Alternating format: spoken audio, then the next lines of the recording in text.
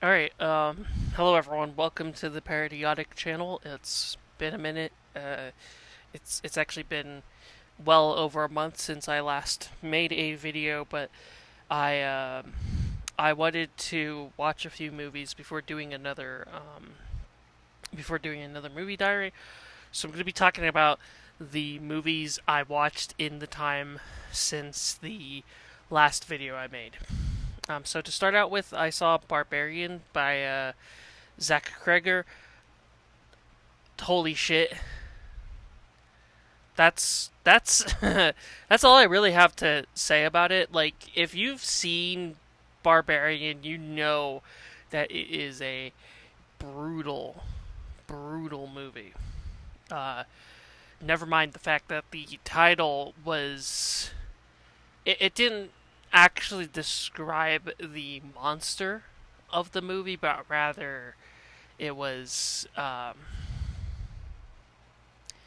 like one of the like the real monster who was the guy who kidnapped women effectively. Holy shit, the acting was phenomenal. The just the movie was very brutal. It was kind of hard to watch at times. It scared me. It scared my friends who were watching it. It was really good though. And then after that, I watched Transformers 1. I'd actually never seen Transformers 1 before that, and it was interesting finally sitting down and watching it. Over my lifetime, I've kind of fell out of love with the Transformers property. Um, I grew up watching Transformers the movie. I watched quite a few of the Transformers cartoons, like Armada and animated, and uh, Prime, Transformers Prime. Yeah, that sounds right. I even got autographs from the cast of Transformers Prime, and yeah, just kind of over the years fell out of favor with Transformers. But Transformers 1, I thought Transformers 1 was really good. It wasn't the greatest thing I've ever seen. It wasn't mind blowing. The way everyone I knew talked about it, talked to like it was the second, like, they talked about it in a way had, where I would have had more higher expectations. Um, but I managed to go with no expectations, and I thoroughly enjoyed it. It just isn't my favorite movie of all time, and it's not getting me back into Transformers, unfortunately. But it was still really good. The writing was fantastic. Um, the performances of everyone involved, like if I remember correctly, Chris Hemsworth. I need to verify that real quick. Uh,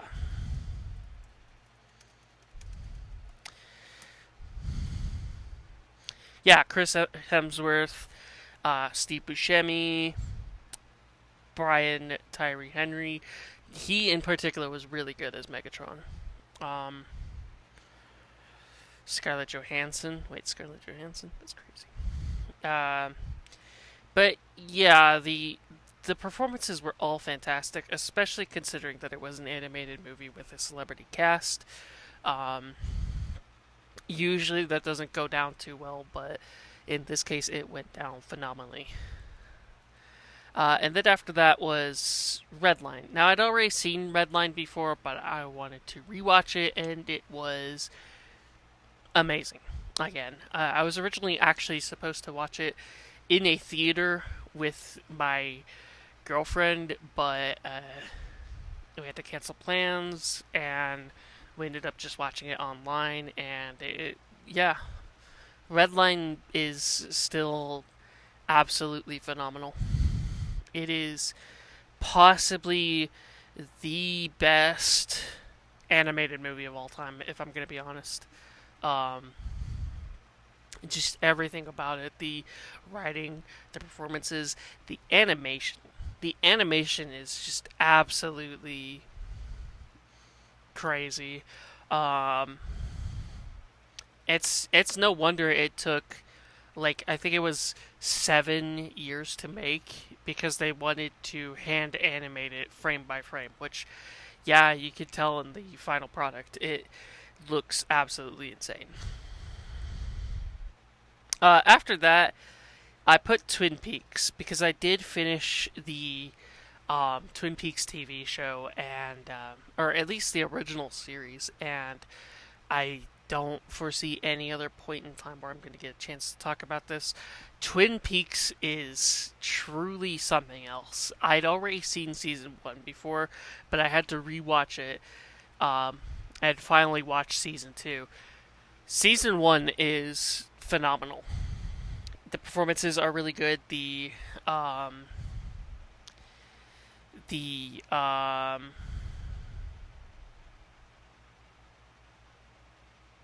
trying to think. The performances are phenomenal. The writing is really good. The direction is absolutely crazy. The show is ahead of its time in a lot of ways. Season 2 started to falter a bit. I thought season 2 wasn't as good as season 1. So, yeah. Mostly there were more episodes, but also the original two creators of the show weren't involved in a lot of season 2, in particular David Lynch. But towards the end, season 2 gets a lot better. Yeah. After that was Batman Mask of the Phantasm. I fucking love that movie. I grew up watching it, and Kevin Conroy's performance as Batman in that movie still stands with me. There's a specific scene in the movie. If you've seen it before, you know which one I'm talking about. It's a scene that gives me goosebumps every time I watch it, and the animation's really good. It's really good. After that, Tarantula from 1955. I did not like this movie. I thought it was really bad. Tarantula from 1955 is a movie where a tarantula gets mutated into being giant, and they don't really do a lot with that premise. Granted, it's the 1950s, but still, it ends up being a movie that, for the most part, does not work. And towards the end, you could feel the movie kind of dragging its feet along. I don't like Tarantula. The performances were really bad. The writing was standard 1950s sci-fi slop. After that was I Love Boosters. I Love Boosters was weird as hell. Boots Riley is a director that I respect a lot. Especially after seeing, I'm trying to remember what it was. Sorry to Bother You. That's the name of the movie. Just I Love Boosters is just phenomenal. I think I Love Boosters is better than Sorry to Bother You. Keke Palmer absolutely killed it in the movie. The plot twist was absolutely insane. I still have no idea how to even respond to it. And then Fire Walk with Me, the Twin Peaks movie. I liked Fire Walk with Me. I thought it was kind of worse than the actual show, but it was very much absolutely surreal, and towards the end it was particularly fantastic. David Lynch did a phenomenal job for the most part, and it was pretty rough seeing the life of Laura Palmer throughout the movie. The opening sequence was kind of weird, but yeah, that's David Lynch for you. David Bowie. David Bowie did not do a good job in the movie, if I'm gonna be honest, but kind of everyone knows that. After that, Scooby-Doo and the Reluctant Werewolf. I'm actually a huge Scooby-Doo fan. I've watched a ton of Scooby-Doo. I grew up on Scooby-Doo, specifically on VHS tapes. I grew up watching Zombie Island, Witch's Ghost, Alien Invaders, Cyber Chase, What's New Scooby-Doo, um, just a lot of it. And Reluctant Werewolf was included in that. It was a movie I had on VHS, and yeah, I have opinions on it. It's not good at all. My I was watching the movie with my boyfriend and my girlfriend, and my girlfriend wasn't paying attention for most of the movie, and when she finally paid attention, she said, "This is just a bunch of noise," and that is accurate. The movie is just a bunch of stuff happening for way too long. The era of Scooby Doo that the Reluctant Werewolf came out during was the 80s, and in particular, it was part of a three direct to TV movie series. And Reluctant Werewolf was the final one, and in my opinion, absolutely the worst. All three of the movies suffer from being way too long, and Reluctant Werewolf easily has the least amount of plot, which is something special, honestly. After that was Obsession. Obsession was fantastic. I may not have given it the best review on Letterboxd, but over time I keep coming back to it. I keep thinking about it, and I keep wanting to give it a higher score because it is way better than I initially perceived it. Now, I watched it with my girlfriend on a date, and it scared her more than it scared me, which is kind of why I gave it a bit of a low score at 3.5 stars, which isn't necessarily bad, but looking back on it, that score is way too low. It deserves more like a 4.5 at worst. Curry Barker's direction is amazing. The dialogue is pretty good. The performances are fantastic. Nikki, the fact that it up until the wish is made, they keep switching from performances where it's either implied that she likes Bear, and then they swap to the next take is one where she doesn't like him. It leaves a lot of ambiguity, but in my personal take, whether or not she likes him goes out the door the second the wish is made, because by that point she has no control over her bodily anatomy, autonomy. I mean, and just one thing that I've really appreciated about Obsession is that it is so blunt about its subject matter that it is pretty much impossible to misinterpret. Which is, yeah. Obsession was really good. It was fantastic. But also, I watched Milk and Cereal. I'm skipping a few things to talk about Milk and Cereal, which is by Curry Barker again. And I think Milk and Cereal is a little bit better than Obsession. It is phenomenal. The direction is amazing. They keep throwing all these plot twists at you that you kind of don't expect.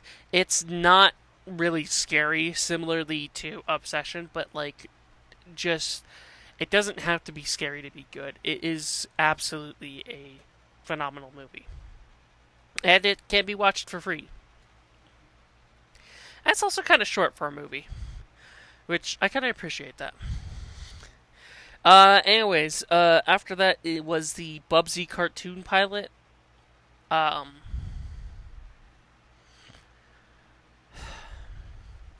So, full stop, I enjoy Bubsy. I like the first Bubsy video game. I like Bubsy 4D. I'm not necessarily a fan of anything between those two. And the Bubsy cartoon pilot is between those two. Holy shit. The Bubsy cartoon pilot was bad. Like, Reluctant Werewolf was just noise. The Bubsy cartoon pilot was just a bunch of shit happening with no real reason behind it. It is abysmal. The dialogue is garbage. The performances are very they don't really seem like they're really putting their all in it. And that was the official voice actor for Bubsy going from that point forward, voicing him in that cartoon. Like, wow. Um, Rob Paulson as Bubsy. Like, really? The animation was all over the place. Uh, just the plot was nonsensical. It was pure nonsense. And I don't have too much more to say about it. And then after that was the Among Us cartoon. I have a lot to say about the Among Us cartoon. I loved the Among Us cartoon. The animation was kind of cheap looking, but that's excusable because everything else about the show was really well done. The performances were fantastic. The plot twists I did not expect. I did not expect the imposters at all. Um, Watching everyone get killed kind of sucked.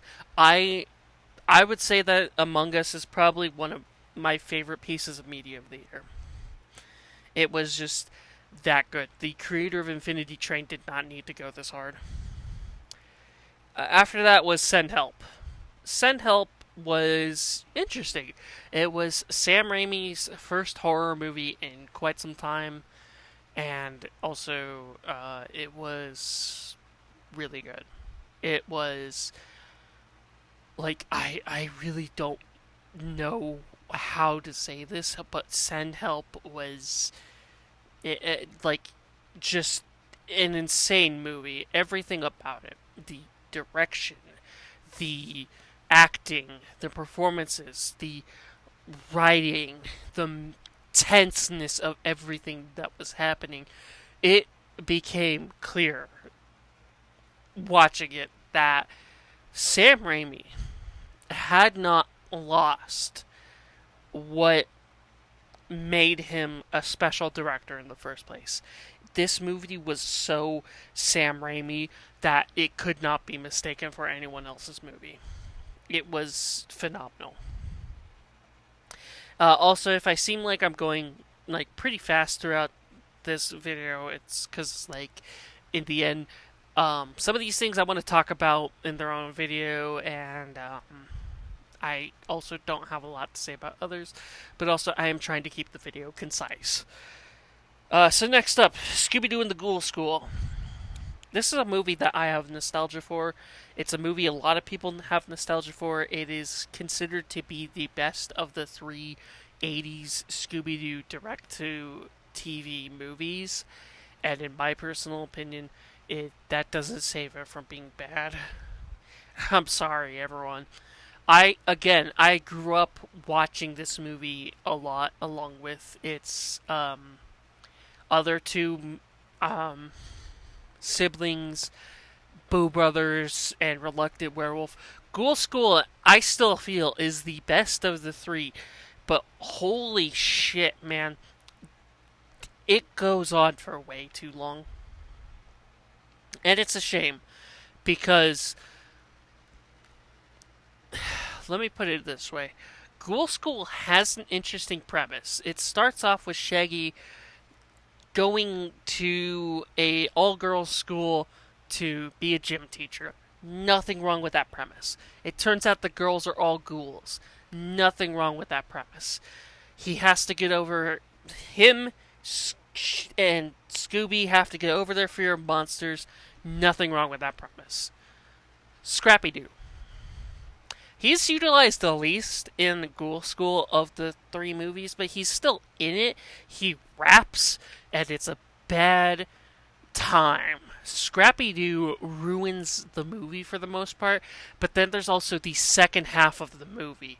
The first half is really good.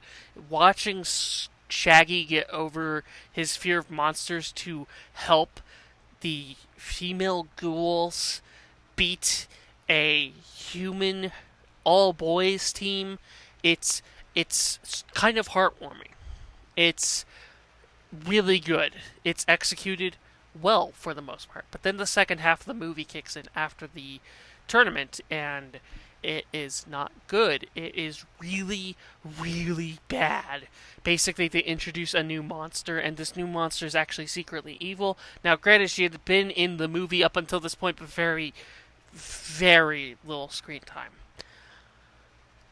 In the second half of Ghoul School, she takes over, and the movie just becomes a slog. It becomes standard Scooby-Doo affair. I kind of hate it.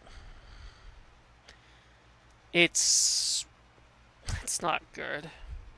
Ghoul School, I really wanted to like it, but I couldn't in the end.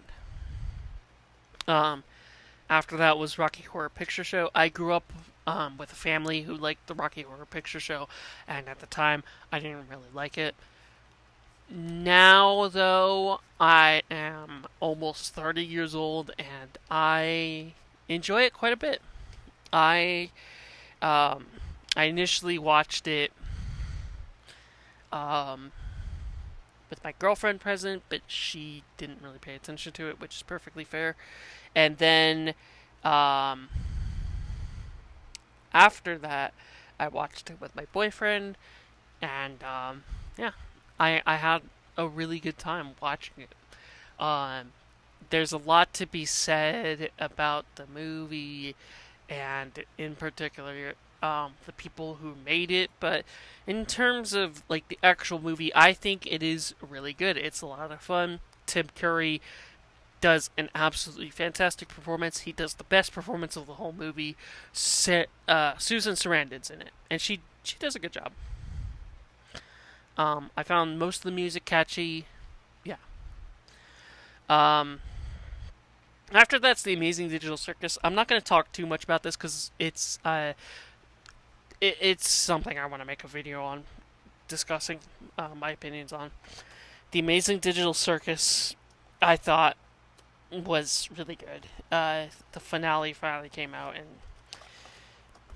I was almost crying over it. It was good. Next up would have been Iron Lung, but unfortunately, I wasn't able to watch half the movie, so yeah. But Minions and Monsters.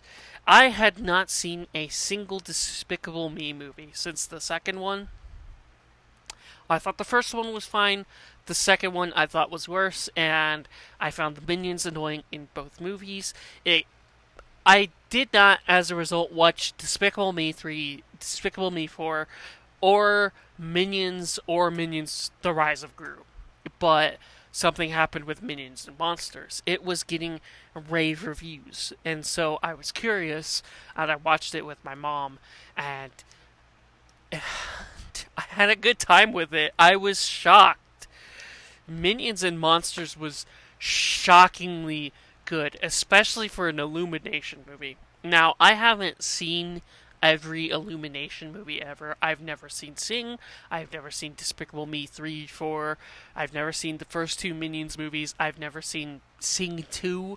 I've never seen the Mario Galaxy movie. But I have seen Hop, Despicable Me 1, Despicable Me 2, and the Mario Galaxy movie. Not Mario Galaxy, the first Mario movie. I'm not a fan of any of these movies. I think Hop is one of the worst movies I've ever seen that is competent. I hate Russell Brand in that movie. I'm not a huge fan of Russell Brand in general, but specifically in that movie, I really don't like him.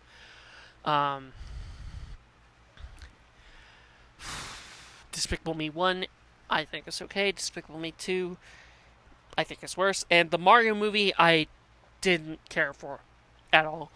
And hearing that the Mario Galaxy movie was more of the same, I didn't see it as a result. So anyways, how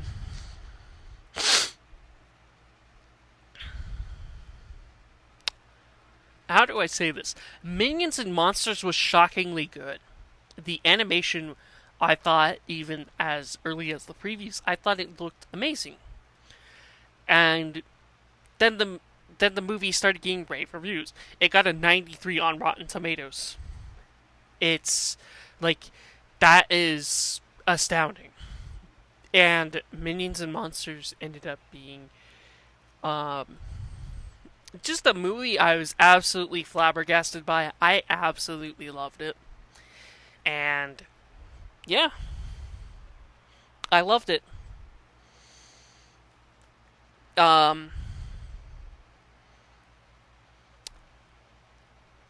it, like there's so much analysis you can do on the Minions and Monsters movie, but one of the things that I absolutely adored is that the Minions become film stars during the silent era, and then the talking era of movies comes, and they don't make it.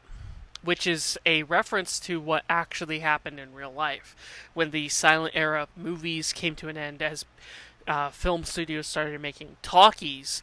A lot of silent era film stars just didn't make it into the talking era because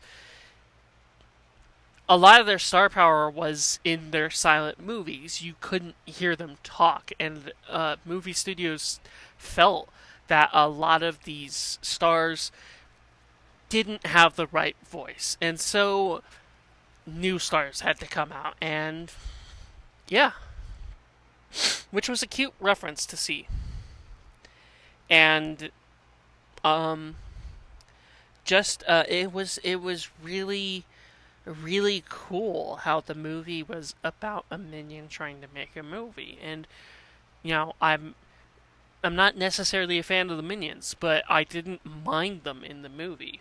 I didn't mind the movie in general. I loved it. Um, and just it shocked me with how much I enjoyed it. And after that is the Texas Chainsaw Massacre, the original one, not the remake or anything else. Um, Everyone knows about the Texas Chainsaw Massacre. Everyone knows how they feel about it. Critics at the time hated it, but upon retrospect, we can look at it and say that it is good. And I still feel that way. It is one of the best of the early slashers. It has phenomenal direction. Um, Maybe the production could have been better because, several actors and actresses, as in, like, all of them, got hurt during the making of the film, which sucks. But it is a tense movie. Everything about it is executed really well. And then finally, Transylvania 65000. This is a stupid fucking movie. Transylvania 65000 is, in case you don't know, it's a movie starring Jeff Goldblum and I forget the other guy, but they basically get assigned to go to Transylvania, and they have to investigate Frankenstein, but specifically Frankenstein, but just in general, monsters.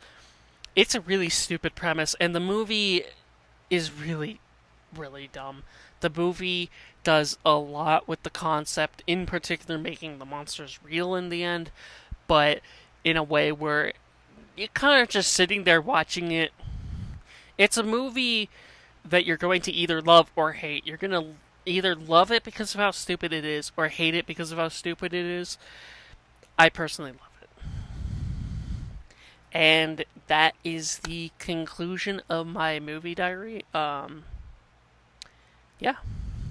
thank you for watching. Have a good day. Have a good evening. Thank you.